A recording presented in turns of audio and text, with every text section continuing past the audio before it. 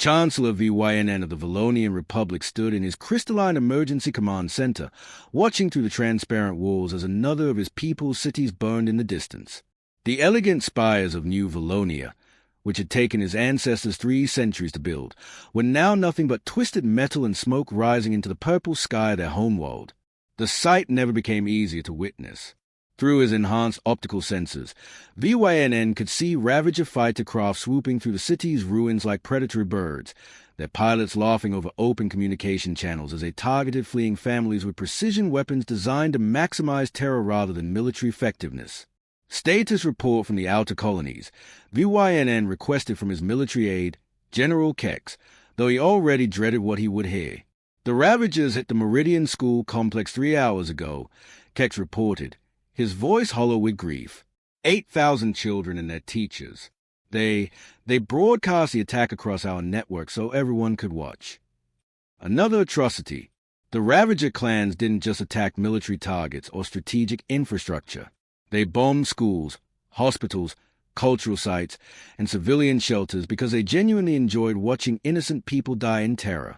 To them, warfare wasn't about conquest or resources. It was entertainment, and civilian casualties were the scoreboard. The Ravagers themselves were a nightmare coalition of species united only by the love of violence and cruelty.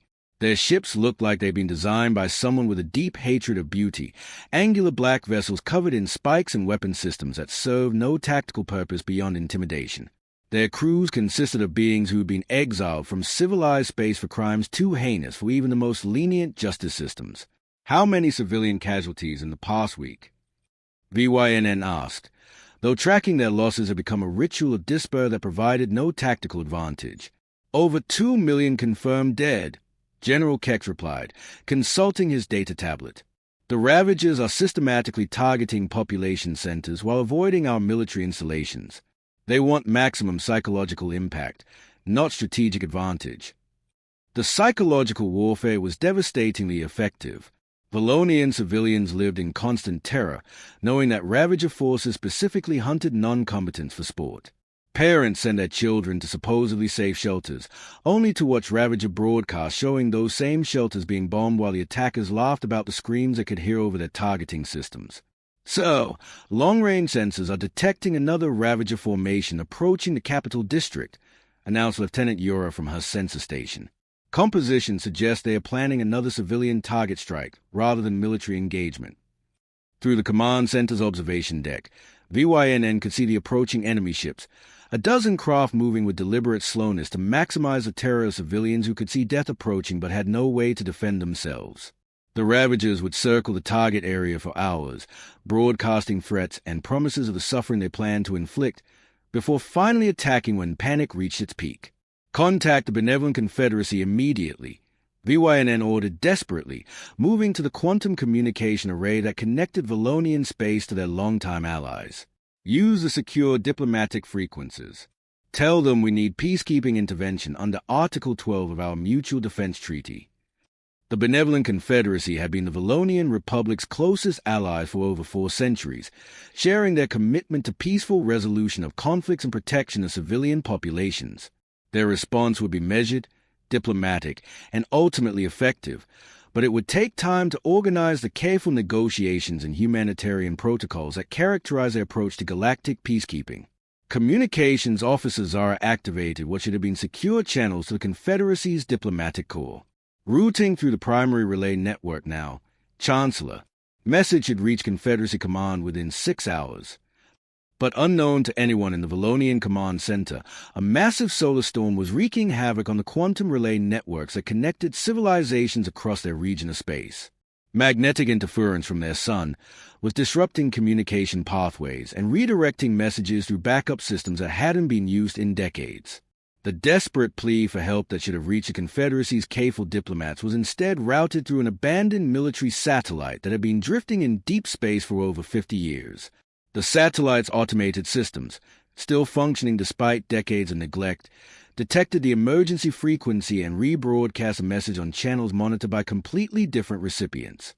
VYNN waited in his command center, expecting the familiar, Measured response from Confederacy peacekeepers who would analyze the situation, consult with their parliament, and deploy carefully planned diplomatic intervention that might take weeks to organize but would ultimately resolve the crisis through negotiated settlement.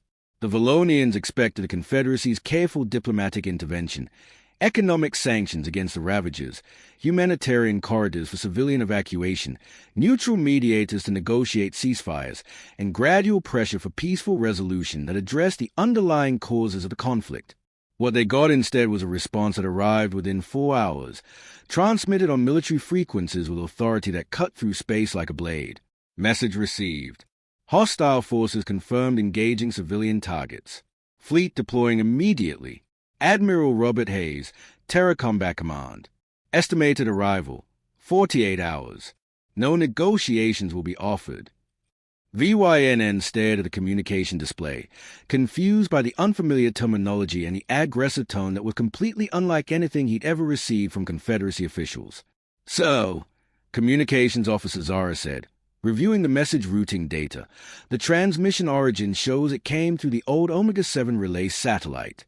That system was supposed to have been decommissioned decades ago.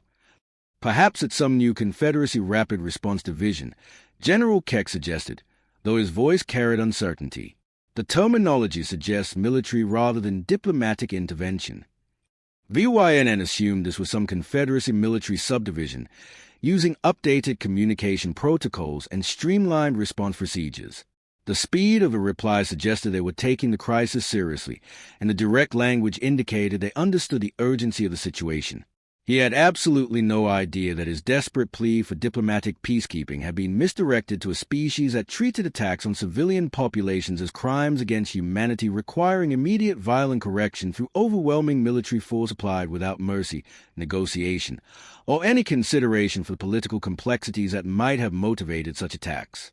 The beings who'd received his message didn't form committees to analyze the situation or debate appropriate response levels. They just loaded their weapons and headed straight for the fight. Admiral Robert Hayes sat in the Strategic Command Center at Earth Military Headquarters, reviewing routine intelligence reports when the priority alert chimed on his communication console. The intercepted distress call appeared on his main display, marked with automated threat assessment tags that immediately caught his attention. Commander Wilson, he called to his intelligence officer, pull up the full analysis on this intercepted transmission from Valonian space. The holographic display surrounding his command station activated, showing detailed analysis of the alien species' description of their crisis. The military's computers had processed the Valonian data and cross-referenced it against humanity's extensive database of terrorist tactics, organized violence, and crimes against civilian populations. Sir, the automated assessment classifies this as organized terrorism against non-combatant populations, Commander Wilson reported, his voice carrying the professional calm of someone who'd briefed similar situations many times before. The attackers are systematically targeting schools, hospitals, and civilian shelters for psychological warfare purposes. Hayes reviewed the threat classification with the practiced eye of someone who'd spent 30 years dealing with humanity's expansion into regions where organized violence against innocent people was considered acceptable behavior by some species. The Ravager tactics described in the message, bombing schools for entertainment, broadcasting civilian deaths as propaganda, triggered every protective instinct that human military doctrine was designed to address. These aren't military operations, Hayes said grimly, studying the tactical data that showed deliberate targeting of non-combatants. This is organized terrorism designed to terrorize civilian populations through systematic murder of innocent people. The distinction was crucial to human military thinking. Legitimate warfare involved combat between military forces with rules of engagement designed to minimize civilian casualties.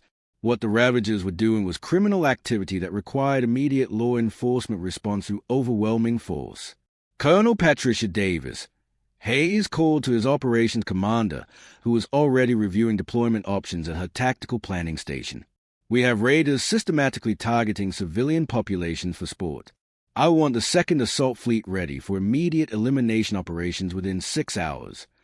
Davis activated her communication links to Lunar Base, Mars Command, and the outer system staging areas where humanity's rapid response forces maintain constant readiness for exactly this kind of crisis. All fleet commanders, this is Colonel Davis.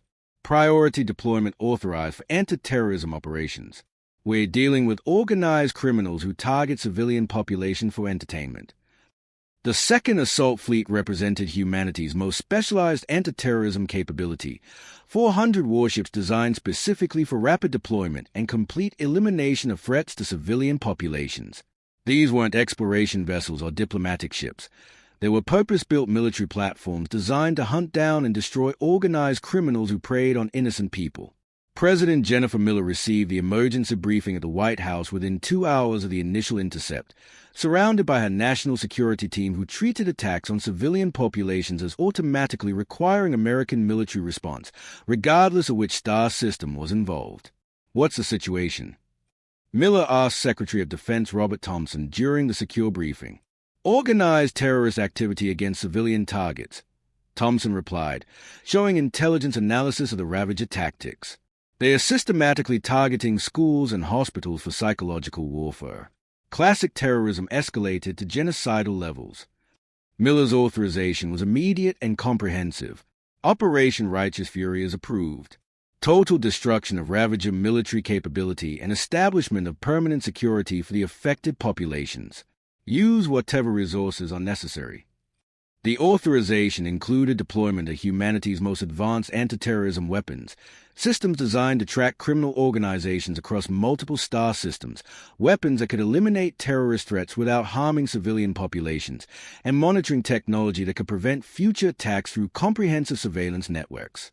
Major William Turner coordinated Marine Battalion deployment from the Orbital Command Center above Earth, overseeing the loading of specialized equipment designed specifically for fighting opponents who use terror tactics against civilians. His forces had trained for exactly this scenario, organized criminals targeting innocent people in remote locations where local authorities couldn't provide adequate protection. Standard anti-terrorist protocols for all units, Turner announced during the final deployment briefing. Remember, these aren't legitimate military forces engaged in warfare between governments. They are criminals targeting innocent families for entertainment. We're not here to negotiate or establish diplomatic solutions. We're here to eliminate a criminal organization that murders children for fun. The distinction was fundamental to the human military approach. Legitimate military conflicts involve complex political considerations, rules of engagement designed to minimize casualties, and diplomatic solutions that address underlying causes. Criminal activity against civilian populations required a completely different response, immediate overwhelming force applied until the threat was permanently eliminated.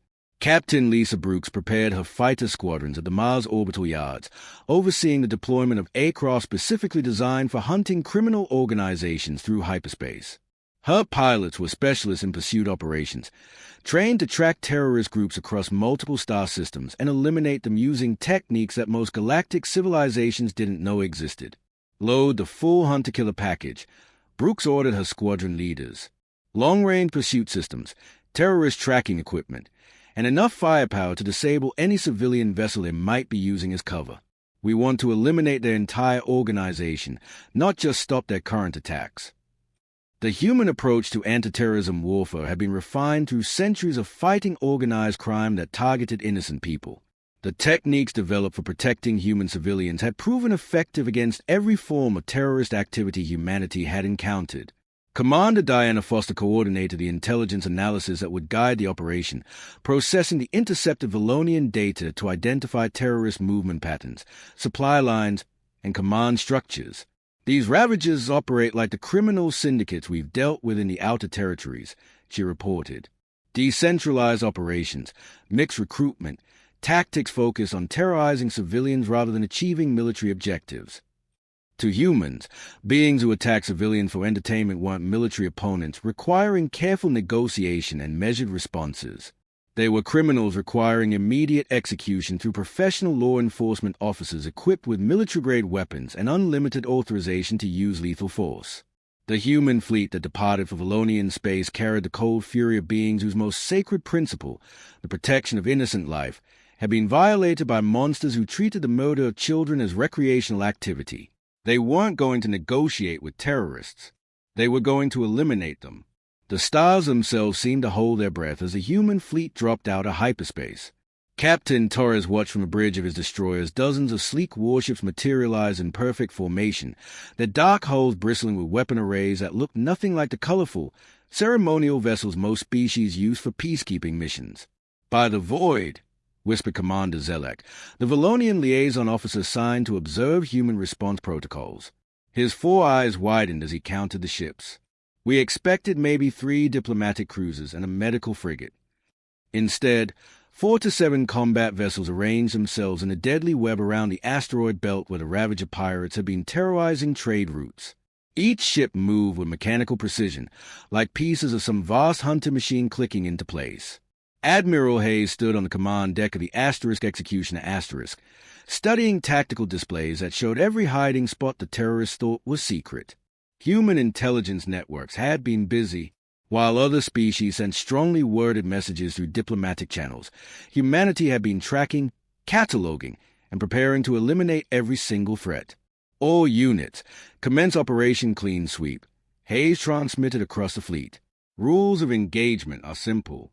Any vessel that has participated in attacks on civilian targets is to be destroyed. No exceptions." The Valonian observer nearly dropped his datapad. "Admiral, surely you mean captured for trial? The Galactic Council requires."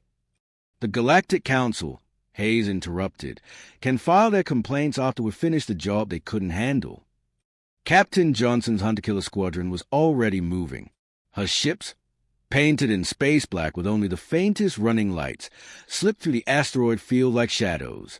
The Ravagers had chosen their hideouts well, tucked behind massive rocks that blocked most scanning equipment. But humans didn't rely on standard scans. Thermal imaging shows 17 ships trying to power down and hide, Johnson reported to her squadron. Heat signatures indicate they are armed and crewed. Beginning elimination sequence. The first Ravager vessel never knew what hit it. Johnson's ship emerged from behind an asteroid, unleashing a barrage of kinetic rounds that punched through armor plating like paper. The pirate ship simply came apart, its pieces spinning silently into the void. "Contact eliminated," came the calm report. "Moving to Target 2. Across the asteroid belt, similar scenes played out with clockwork efficiency. Human ships appeared from impossible angles, delivered devastating firepower, and vanished again before the pirates could even raise shields. It wasn't a battle. It was extermination. Commander Zelak watched his instruments in growing horror. They are not even trying to communicate with the Ravagers. No surrender demands, no warnings, nothing. Why would we? Major Brooks asked from the bombardment control station. These terrorists murdered 3,000 civilians on the transport asterisk Peaceful Dawn asterisk last month. They don't deserve warnings. His orbital bombardment platforms had locked onto the main Ravager base, a hollowed-out asteroid fortress that the pirates thought was impregnable. Brooks didn't bother with surgical strikes or precision targeting. The massive plasma cannon simply erased the entire asteroid from existence, leaving only glowing particles where mountain-sized rock had been moments before. The efficiency was beyond anything the galaxy had seen. Human warships moved like living creatures, anticipating each other's actions, covering blind spots, ensuring nothing escaped. When a group of Ravager fighters tried to make a run for hyperspace, they found their exit routes blocked by destroyers that had somehow predicted their escape vectors. "How are they doing this?" Zelak demanded. "Our best tactical computers couldn't coordinate this kind of operation."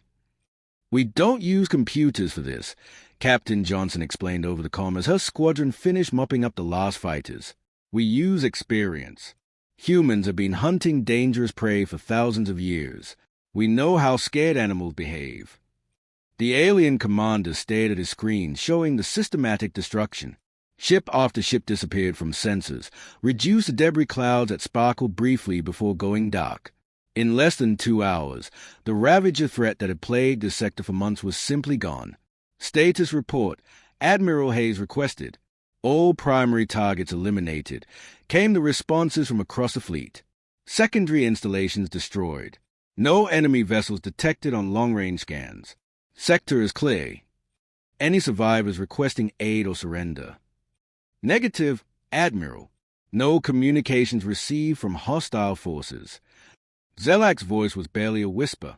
"You killed them all. Every single one." Hayes turned to face the Valonian observer, his expression unchanged. They were terrorists who targeted civilians. Did you expect us to invite them to a peace conference? The human fleet was already forming up for departure, their mission complete. No victory celebrations, no lengthy debriefings. They had come to eliminate a threat, accomplish their objective with brutal efficiency, and were ready to move on to whatever needed their attention next.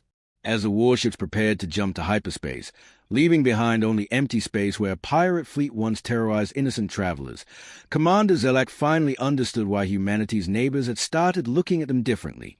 These weren't just another peaceful species joining the galactic community. These were apex predators who had somehow learned to build starships, and they had very definite ideas about how justice should work. The stars no longer seemed to be holding their breath. They were trembling. The boarding pods launched from Captain Wilson's assault cruiser like metallic wasps, each one carrying a squad of human marines in powered armor. Unlike the flashy energy weapons favored by most galactic military forces, the humans carried solid projectile rifles and cutting tools designed for one purpose: getting through any obstacle between them and their targets. Breaching the command ship now, Wilson reported as a pod slammed into the hull of the Ravager flagship Asterisk Blood Harvest Star. The cutting charges detonated with precision, creating a perfect entry hole through armor plating that had withstood attacks from 3 different species navies.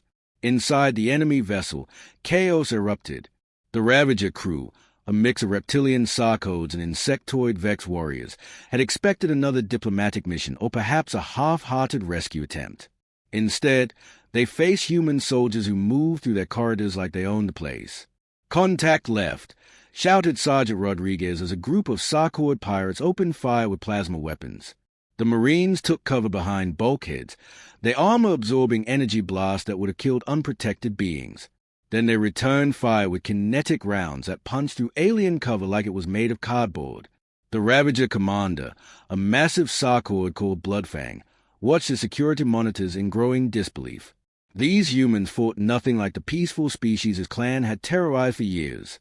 They didn't retreat when outnumbered. They didn't negotiate when cornered.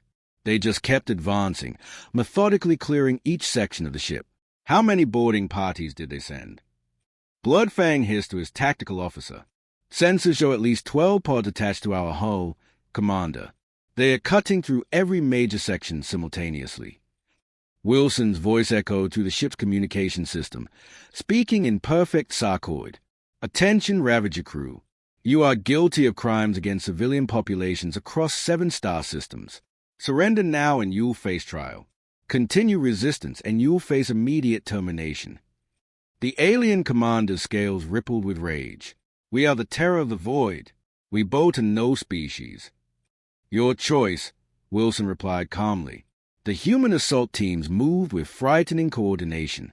While Wilson's group fought toward the bridge, other squads secured the engine room, weapons bay, and prisoner holds. They had studied the ship designs, memorized the layouts, and planned for every possible resistance point. In the engine compartment, Lieutenant Garcia found something that made his stomach turn. Dozens of alien civilians hung in stasis pods, clearly intended as slaves or worse. The prisoners included elderly Zephyrians, young Altarian families, and even some human colonists from the Outer Rim. "Captain Wilson, you need to see this," Garcia transmitted. "We got maybe 60 civilian prisoners down here. Some look like they've been here for months." Wilson's expression hardened behind her helmet visor. These weren't just pirates anymore. This was systematic predation on innocent beings across multiple species lines. "Document everything. Lieutenant, these crimes are going on permanent record." Meanwhile, Commander Foster's intelligence teams were conducting their own operation on a captured Ravager supply station. Using advanced scanning equipment and interrogation techniques, they were mapping the entire criminal organization with surgical precision. "We've identified 43 separate Ravager bases across this sector alone," Foster reported during the command briefing, "plus supply routes, recruitment centers, and slave processing facilities. They've been operating like a cancer, spreading through peaceful systems and feeding off civilian populations." The data streams flowing back to human command ships painted a picture that shocked even experienced military officers. The Ravagers weren't just pirates. They were running an industrial operation designed to terrorize, capture, and exploit entire populations. Their ships were equipped with specialized holding cells, processing equipment for stripping resources from captured vessels, and weapons specifically designed to disable rather than destroy, making capture easier. Admiral Hayes studied the intelligence reports from his flagship. This isn't random piracy. This is organized predation on a galactic scale. How did the other species let it get this bad? They treated it as a law enforcement problem, Foster explained. Sent patrol ships, filed diplomatic protests, tried negotiation. The Ravagers just moved to new hunting grounds whenever pressure got too heavy. Not anymore, they don't. The systematic destruction of the Ravager organization began immediately. Human fleet elements struck simultaneously at every identified base, supply depot, and command center. There were no warnings, no ultimatums. The locations were simply targeted and eliminated with the same precision used on the main fleet. On the prison moon of Tartarus 6, Major Chen led an assault on the Ravager's largest slave processing center. The facility, built inside a hollowed-out asteroid, contained thousands of beings from dozens of species, all waiting to be sold or worse. Prisoner liberation is our primary objective, Chen told his troops as their dropships approached the facility. Everything else is secondary. These people have suffered enough. The battle was brief but intense. Ravager guards, mostly automated defense systems and hired mercenaries, couldn't match human coordination and firepower. Within hours, the facility was secure and medical teams were treating freed prisoners. Dr. Yamamoto, the fleet's lead physician, worked frantically to help survivors. Some of these people have been here for years, she reported. The psychological trauma alone will take decades to heal. Back on the captured flagship, Captain Wilson stood before the surviving Ravager commanders, all secured in restraints and awaiting transport to trial. Bloodfang glared at her with undimmed hatred. You think this ends our cause, human? Others will rise to take our place. Wilson's voice was ice-cold. No, they won't, because we've eliminated your entire organization, documented your crimes, and made it clear what happens to anyone who targets civilians. The galaxy is watching, and they're learning. Within 3 weeks, the notorious Ravager clans were history.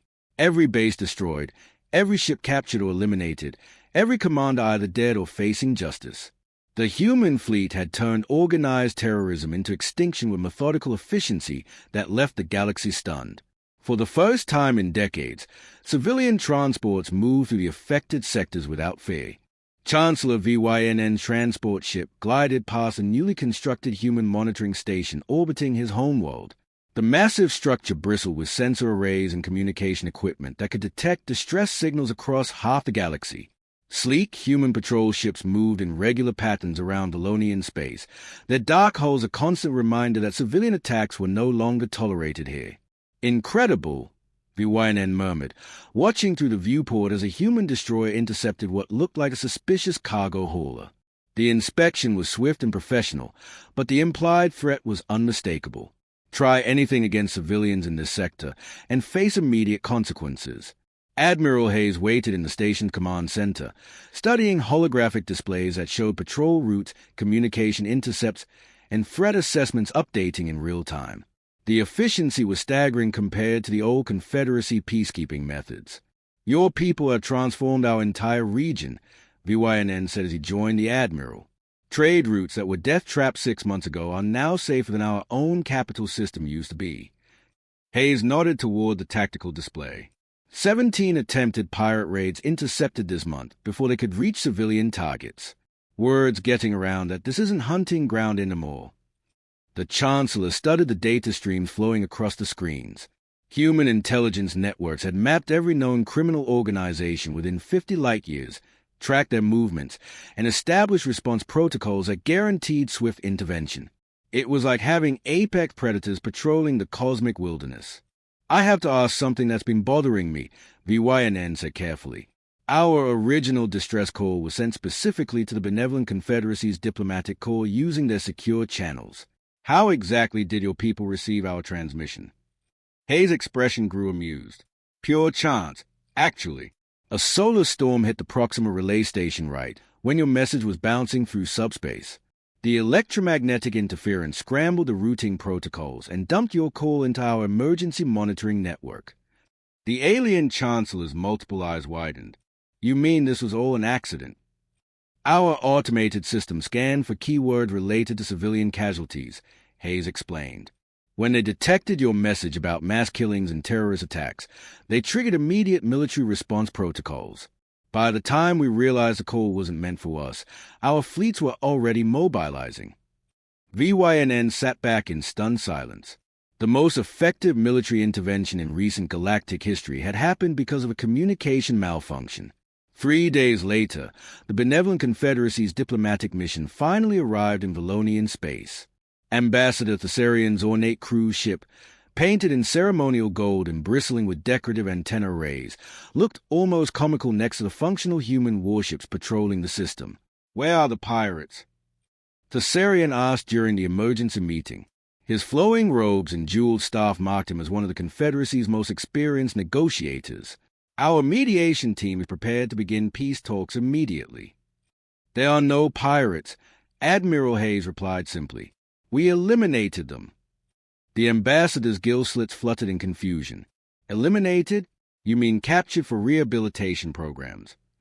"No, eliminated, as in permanently removed from existence." Captain Wilson, now stationed at the main monitoring base, pulled up tactical recordings from the campaign.